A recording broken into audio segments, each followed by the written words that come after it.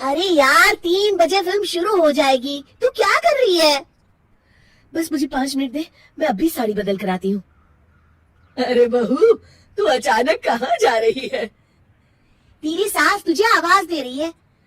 अरे छोड़ ना, ये बुढ़िया कभी नहीं सुधरेगी। क्या हुआ माँ जी? मैंने आपको कितनी बार मना किया है कि मुझे जाते हुए टोका मत कीजिए। मैं फिल्म देखने जा रही हूँ। तू अभी चली जाएगी तो मेरे लिए खाना कौन बनाएगा बहू? सुबह से भूखी बैठी हूँ। अरे माँ जी, आप कौन सा घर का काम करती हो जो आपको भूख लगी है? अच्छा, मुझे देर हो रही है, चलना रीटा। अंजलि के जाते ही सीता देवी अपनी किस्मत को कोसते हुए सारा दिन घर में भूखी बैठी रहती है। इस तरह अंजलि अपना बहू होने का कर्तव्य कभी नहीं निभाती थी।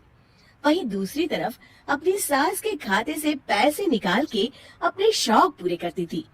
लेकिन सीता देवी इस उम्मीद पर थी कि एक दिन उसकी बहू सुधर जाएगी। फिर एक दिन सीता देवी की जुड़वा बहन गीता देवी वहां आती है।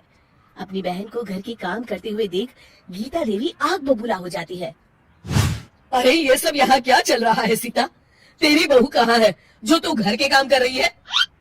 सीता देवी भावुक होकर रोने लगती है। अब तुझसे क्या छुपाऊं? मेरी बहू रत्ती भर भी मेरी इज्जत नहीं करती। मजबूरी में मुझे घर के सारे काम करने पड़ते हैं। वो तो बस सारा दिन अपनी सहेली के साथ सैर सपाटा करने में लगी रहती है।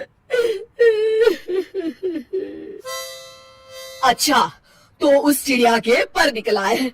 तू चिंता मत कर, मैं ऐसी कई बिगड़ैल बहुओं को ठीक कर चुकी हूँ। अब मैं इस चुड़ैल से निपटूंगी। तू कुछ दिनों के लिए मेरे घर चली जा, मेरी बहू तेरी अच्छी देखभाल करेगी। फिर दोनों बहनें आपस में साड़ियां बदल लेती हैं और सीता देवी अपनी बहन के घर चली जाती हैं। देर रात अंजलि जब घर आती है तो अपने कमरे का नजारा देख उसकी आंखें फटी की फटी रह जाती है। हे राम, मेरे कमरे का एसी कहाँ चला गया? और मेरा 56 इंच का एलईडी टीवी कौन ले गया? अंजलि तहस के साथ अपनी सास के कमरे में जाती है। तभी वो देखती है कि उसके कमरे का एसी और टीवी उसकी सास के कमरे में लगा है और गीता देवी आराम से एसी की हवा खाते हुए सास बहू सीरियल का मजा ले रही है। अच्छा, तो ये सब इस बुढ़िया की कारस्तानी है।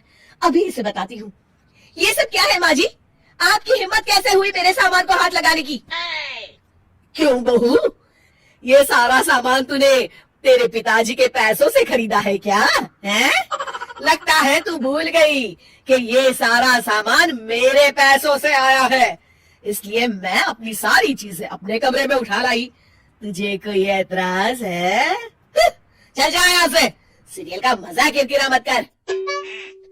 गीता की बातों का कोई जवाब नहीं बनता देख अंजलि अपने दांत पीस कर रह जाती है।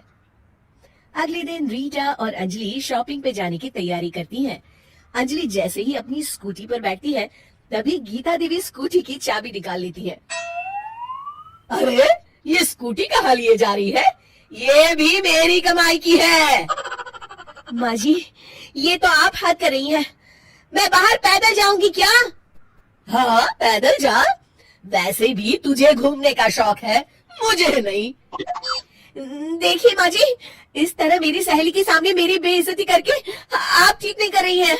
आप मुझे अच्छी तरह जानती हैं, बाद में आपको पछताना पड़ेगा।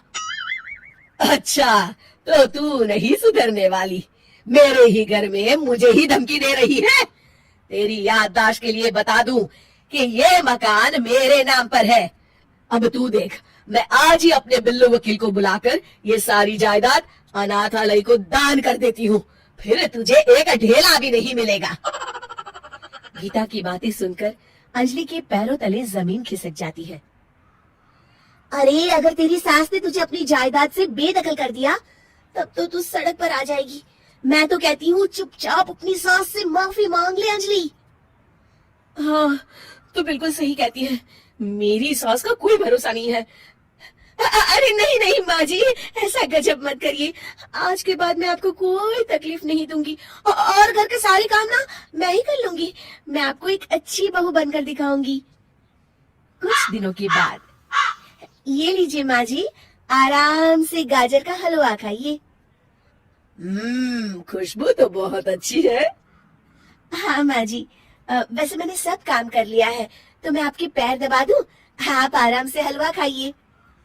इस तरह गीता देवी अंजलि को सही रास्ते पर ले आती है और सीता देवी वापस अपने घर में आकर रहने लगती है।